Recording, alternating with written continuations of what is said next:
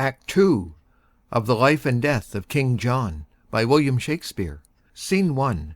France, before Angiers. Enter Austria and forces, drums, etc. on one side, on the other King Philip and his power, Louis, Arthur, Constance, and attendants. Before Angiers, well met, brave Austria. Arthur, that great forerunner of thy blood, Richard, that robbed the lion of his heart and fought the holy wars in Palestine, by this brave duke came early to his grave. And for amends to his posterity, at our importance hither is he come, to spread his colours, boy, in thy behalf, and to rebuke the usurpation of thy unnatural uncle, English John. Embrace him, love him, give him welcome hither. God shall forgive you Coeur de Lion's death, the rather that you give his offspring life, shadowing their right under your wings of war. I give you welcome with a powerless hand, but with a heart full of unstained love. Welcome before the gates of Angiers, Duke. A noble boy, who would not do thee right? Upon thy cheek lay I this zealous kiss, as seal to this indenture of my love, that to my home I will no more return, till Angiers and the right thou hast in France, together with that pale, that white-faced shore, whose foot spurns back the ocean's roaring tides, and coops from other lands her islanders, e'en till that England, hedged in with the main, that water-walled bulwark, still secure and confident from foreign purposes, e'en till that utmost corner of the west salute thee for her king. Till then, fair boy, will I not think of home, but follow arms. Oh, take his mother's thanks, a widow's thanks, till your strong hand shall help to give him strength to make a more requital to your love. The peace of heaven is theirs that lift their swords in such a just and charitable war. Well then, to work. Our cannon shall be bent against the brows of this resisting town. Call for our chiefest men of discipline, to cull the plots of best advantages. We'll lay before this town our royal bones, wade to the marketplace in Frenchmen's blood, but we will make it subject to this boy. Stay for an answer to your embassy, lest unadvised you stain your swords with blood. My Lord Chatillon may from England bring that right in peace which here we urge in war, and then we shall repent each drop of blood that hot rash haste so indirectly shed. Enter Chatillon. A wonder, lady, lo, upon thy wish, our messenger Chatillon is arrived. What England says, say briefly, gentle lord. We coldly pause for thee. Chatillon, speak. Then turn your forces from this paltry siege, and stir them up against a mightier task. England, impatient of your just demands, hath put himself in arms. The adverse winds, whose leisure I have stayed, have given him time to land his legions all as soon as I. His marches are expedient to this town, his forces strong, his soldiers confident. With him along is come the mother queen, and Ati, stirring him to blood and strife. With her niece, the Lady Blanche of Spain. With them a bastard of the king's deceased, and all the unsettled humours of the land, rash, inconsiderate, fiery voluntaries, with ladies' faces and fierce dragons' spleens, have sold their fortunes at their native homes, bearing their birthrights proudly on their backs, to make hazard of new fortunes here. In brief, a braver choice of dauntless spirits than now the English bottoms have waft o'er, did nearer float upon the swelling tide to do offence and scath in Christendom. Drum beats. The interruption of their churlish drums cuts off more circumstance. They are at hand, to parley or to fight. Therefore prepare. How much unlooked for is this expedition? By how much unexpected, by so much we must awake endeavour for defence. For courage mounteth with occasion. Let them be welcome then, we are prepared.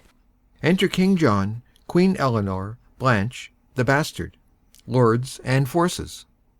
Peace be to France, if France in peace permit our just and lineal entrance to our own. If not, bleed France, and peace ascend to heaven, whiles we, God's wrathful agent, to correct their proud contempt that beats his peace to heaven. Peace be to England. If that war return from France to England, there to live in peace. England we love, and for that England's sake with burden of our armor here we sweat.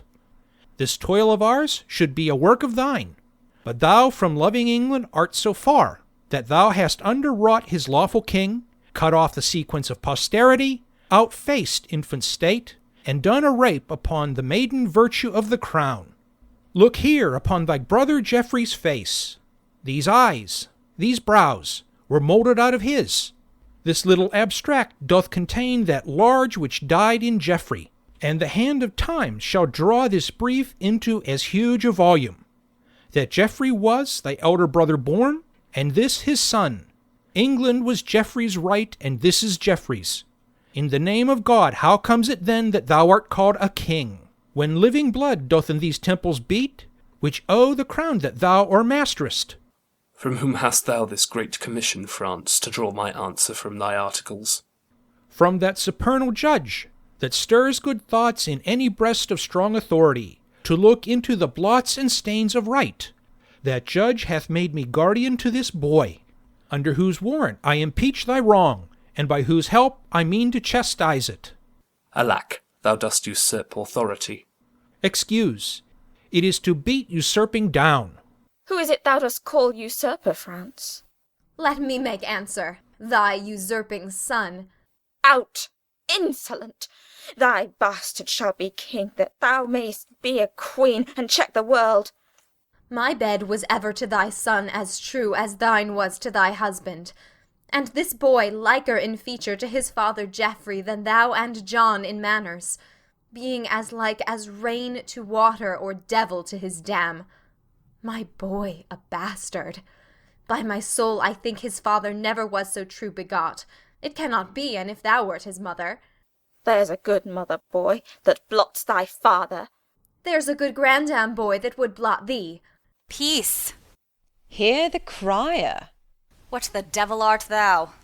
One that will play the devil, sir, with you, and I may catch your hide, and you alone. You are the hare of whom the proverb goes, whose valour plucks dead lions by the beard. I'll smoke your skin coat, and I catch you right, Sarah. Look to it. I' faith, I will, i' faith. Oh, well did he become that lion's robe that did disrobe the lion of that robe. It lies as sightly on the back of him as great Alcides shows upon an ass. But, ass, I'll take that burden from your back, or lay on that shall make your shoulders crack. What cracker is this same that deafs our ears with this abundance of superfluous breath? Lewis, determine what we shall do straight. Women and fools, break off your conference. King John, this is the very sum of all. England and Ireland, Anjou, Touraine, Maine, in right of Arthur do I claim of thee. Wilt thou resign them and lay down thy arms? My life as soon. I do defy thee, France. Arthur of Britannia, yield thee to my hand, and out of my dear love I'll give thee more than e'er the coward hand of France can win. Submit thee, boy. Come to thy grandam, child. Do, child, go to it, grandam, child. Give grandam kingdom, and at grandam we'll give it a plum, a cherry, and a fig. There's a good grandam. Good my mother, peace! I would that I were low laid in my grave. I am not worth this coil that's made for me. His mother shames him, poor boy. He weeps. Now shame upon you whether she does or no. His grandam's wrongs, and not his mother's shames, draws those heaven-moving pearls from his poor eyes, which heaven shall take in nature of a fee. Ay, with these crystal beads heaven shall be bribed to do him justice and revenge on you. Thou monstrous slanderer of heaven and earth! Thou monstrous injurer of heaven and earth!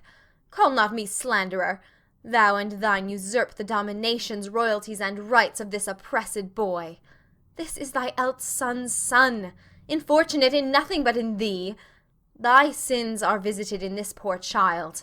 The canon of the law is laid on him, being but the second generation removed from thy sin-conceiving womb. Bedlam have done.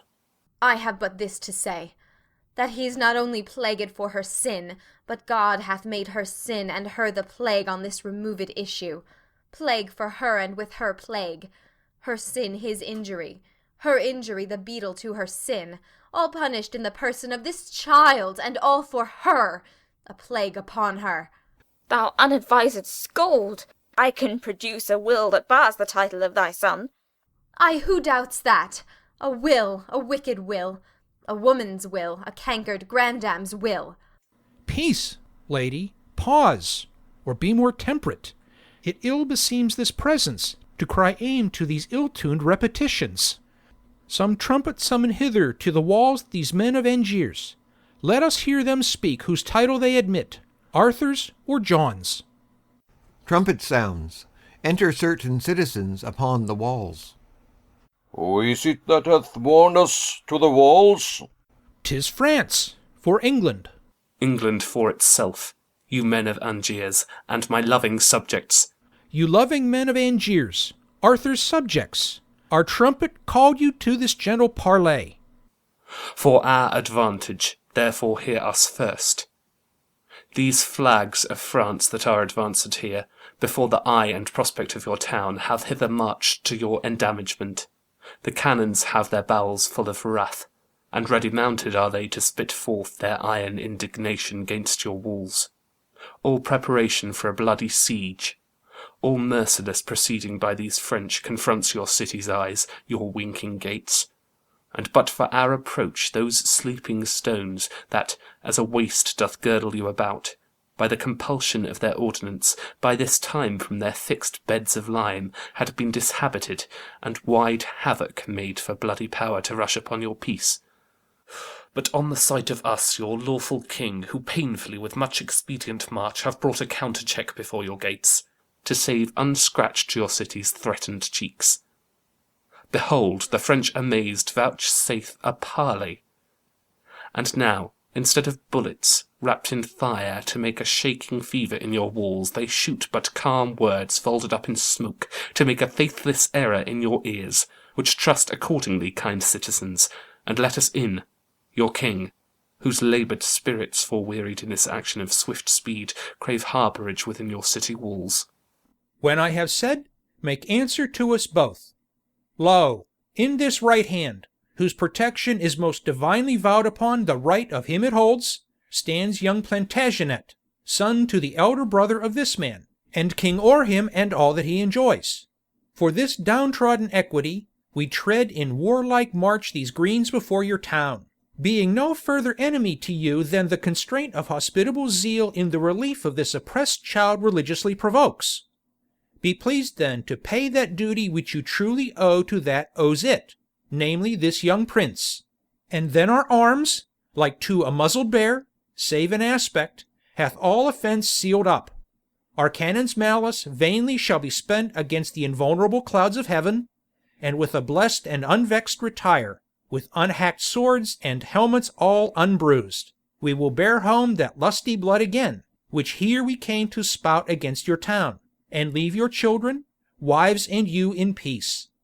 But if you fondly pass our proffered offer, 'tis not the rondeur of your old-faced walls can hide you from our messengers of war, though all these English, and their discipline, were harboured in their rude circumference. Then tell us, shall your city call us lord, in that behalf which we have challenged it? Or shall we give the signal to our rage, and stalk in blood to our possession? In brief, we are the King of England's subjects. For him, and in his right, we hold this town. Acknowledge then the king, and let me in. That can we not. But he that proves the king, to him will we prove loyal. Till that time have we rammed up our gates against the world. Doth not the crown of England prove the king? And if not that, I bring you witnesses. Twice 15,000 hearts of England's breed. Bastards and else. To verify our title with their lives. As many and as well-born bloods as those. Some bastards too. Stand in his face to contradict his claim. Till you compound whose right is worthiest, we for the worthiest hold the right from both. Then God forgive the sin of all those souls, that to their everlasting residence before the dew of evening fall shall fleet in dreadful trial of our kingdom's king. Amen, amen. Mount, chevaliers, To arms!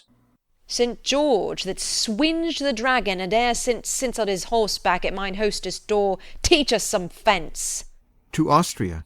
Sirrah, were I at home, at your den, sirrah, with your lioness, I would set an ox head to your lion's hide, and make a monster of you. Peace no more. Oh, tremble, for ye hear the lion roar.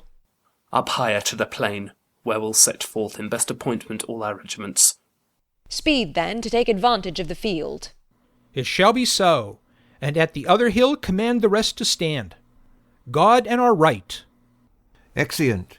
Here after excursions, enter the herald of France, with trumpets, to the gates.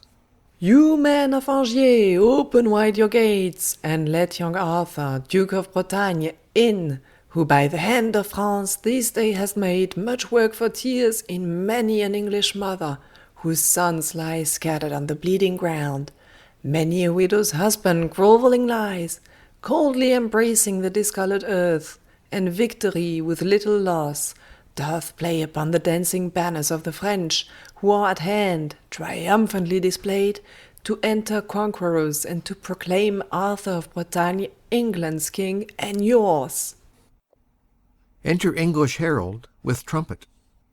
Rejoice, you men of Angiers, ring your bells. King John, your king, and England's doth approach. Commander of this hot malicious day, their armours that marched hence so silver bright, hither returned all gilt with Frenchmen's blood. There stuck no plume in any English crest that is removed by a staff of France. Our colours do return in those same hands that did display them when they first marched forth.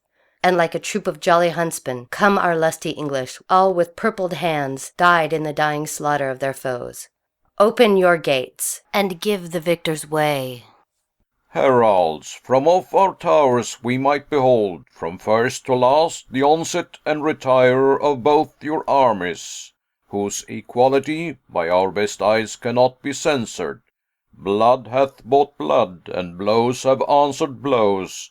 Strength matched with strength, and power confronted power. Both are alike, and both alike we like. One must prove greatest.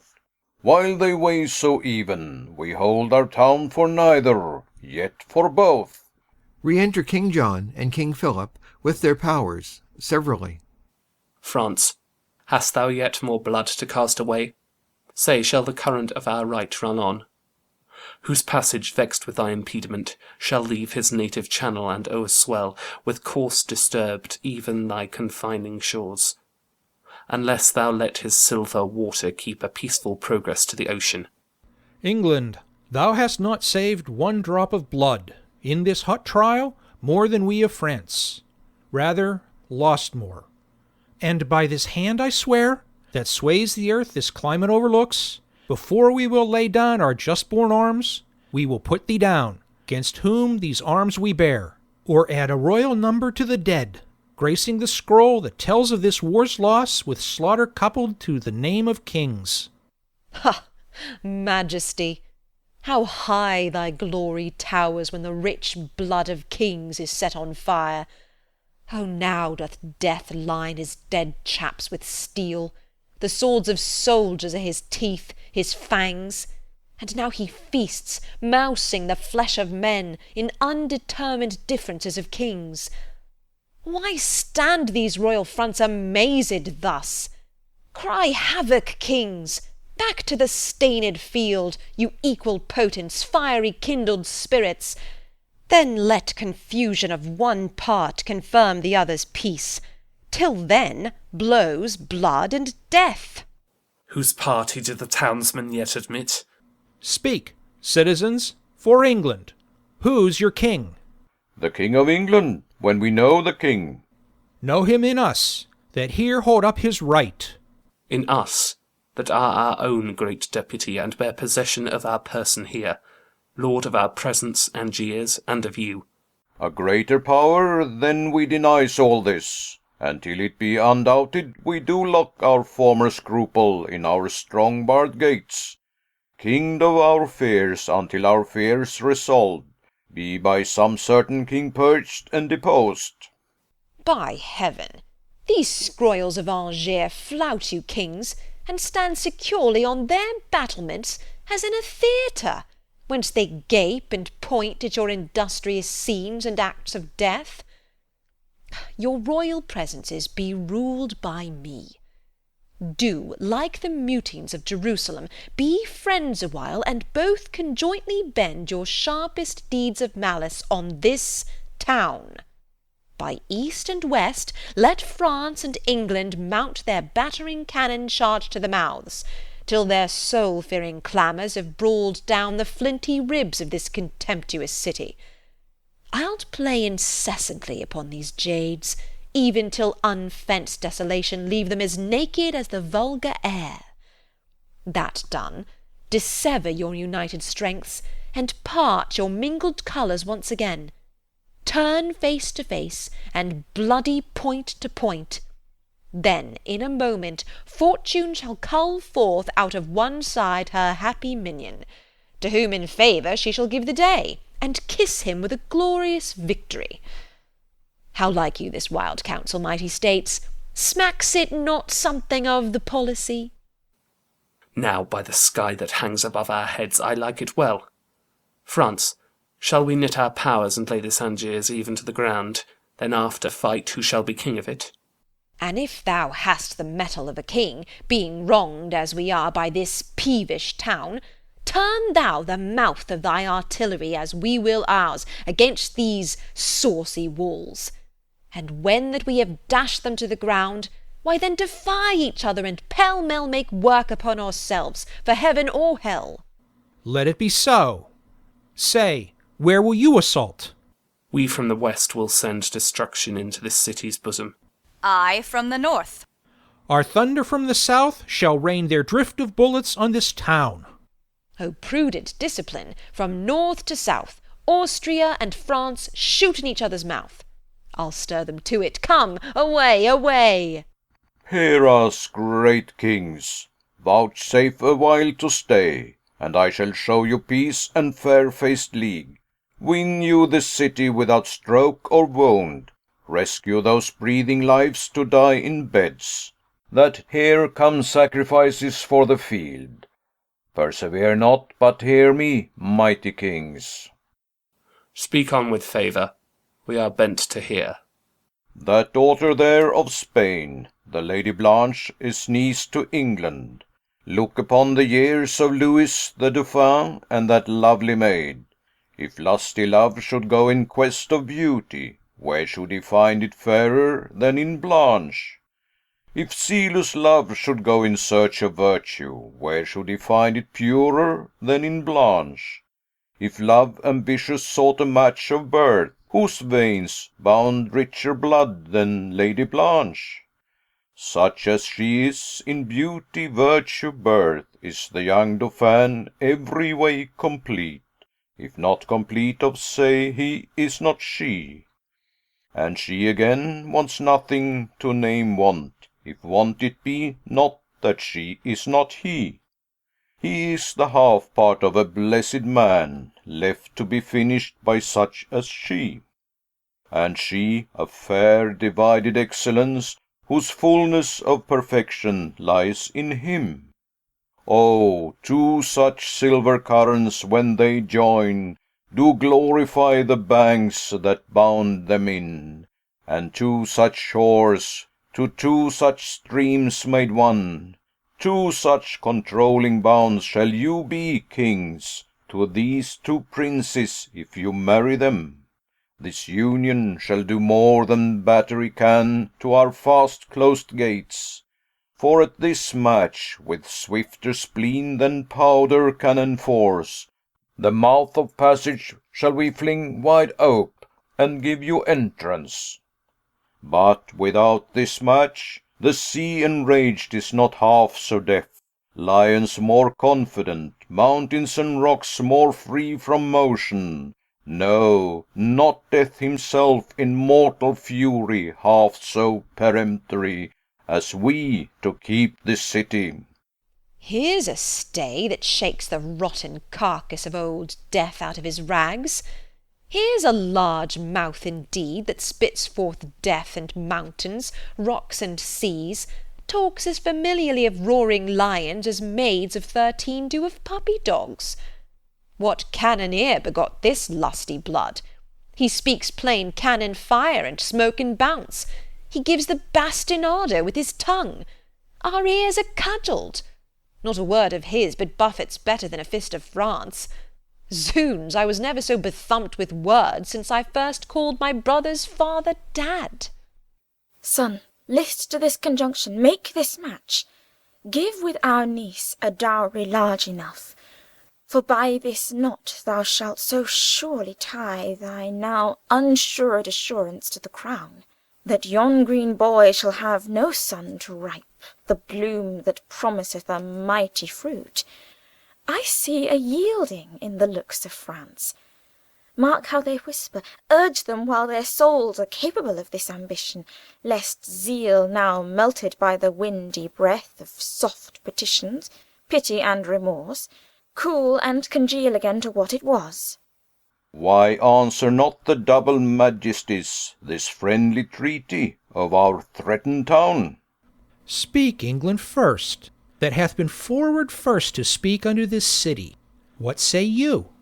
If that the Dauphin there, thy princely son, can in this book of beauty read, I love, her dowry shall weigh equal with a queen. For Anjou and fair Touraine, Maine, Poitiers, and all that we upon this side the sea, except this city now by us besieged, find liable to our crown and dignity, shall gild her bridal bed and make her rich in titles, honours, and promotions, as she in beauty, education, blood, holds hand with any princess of the world. What sayest thou, boy? Look in the lady's face. I do, my lord, and in her eye I find a wonder, or a wondrous miracle, the shadow of myself formed in her eye, which, being but the shadow of your son, becomes a sun, and makes your son a shadow. I do protest, I never loved myself till now, in fixed I beheld myself, drawn in the flattering table of her eye. Whispers with Blanche. Drawn in the flattering table of her eye? Hanged in the frowning wrinkle of her brow, and quartered in her heart, he doth espy himself love's traitor. This is pity now, that hanged and drawn and quartered there should be in such a love so vile a lout as he. My uncle's will in this respect is mine. If he see aught in you that makes him like, that anything he sees which moves his liking, I can with ease translate it to my will. Or if you will to speak more properly, I will enforce it easily to my love. Further, I will not flatter you, my lord, that all I see in you is worthy love than this, that nothing do I see in you, though churlish thoughts themselves should be your judge, that I can find should merit any hate. What say these young ones? What say you, my niece? That she is bound in honour still to do what you in wisdom still vouchsafe to say. Speak then, Prince Dauphin. Can you love this lady? Nay, ask me if I can refrain from love, for I do love her most unfeignedly. Then I do give Vaucresson, Touraine, Maine, Poitiers, and Anjou, these 5 provinces, with her to thee. And this addition more, full 30,000 marks of English coin. Philip of France, if thou be pleased with all, command thy son and daughter to join hands. It likes us well. Young princes, close your hands. And your lips too, for I am well assured that I did so when I was first assured. Now, citizens of Angiers, open your gates, let in that amity which you have made, for at St. Mary's Chapel presently the rites of marriage shall be solemnized. Is not the Lady Constance in this troop? I know she is not, for this match made up, her presence would have interrupted much. Where is she and her son? Tell me, who knows? She is sad and passionate at your highness' tent. And, by my faith, this league that we have made will give her sadness very little cure. Brother of England, how may we content this widow lady? In her right we came, which we, God knows, have turned another way, to our own vantage. We will heal up all, for we'll create young Arthur Duke of Bretagne, and Earl of Richmond, and this rich fair town we make him lord of. Call the Lady Constance. Some speedy messenger bid her repair to our solemnity. I trust we shall, if not fill up the measure of her will, yet in some measure satisfy her, so that we shall stop her exclamation. Go we, as well as haste will suffer us to this unlooked-for, unprepared pomp. Exeunt all but the bastard. Mad world! Mad kings! Mad composition! John, to stop Arthur's title in the whole, hath willingly departed with a part, and France, whose armour conscience buckled on, whom zeal and charity brought to the field as God's own soldier, rounded in the ear with that same purpose-changer, that sly devil, that broker, that still breaks the pate of faith, that daily break-vow, he that wins of all, of kings, of beggars, old men, young men, maids, who, having no external thing to lose but the word maid, cheats the poor maid of that smooth-faced gentleman, tickling commodity. Commodity, the bias of the world who of itself is pised well, made to run even upon even ground, till this advantage, this vile drawing bias, this sway of motion, this commodity, makes it take head from all indifferency, from all direction, purpose, course, intent. And this same bias, this commodity, this board, this broker, this all-changing word, clapped on the outward eye of fickle France, hath drawn him from his own determined aid, from a resolved and honourable war, to a most base and vile concluded peace.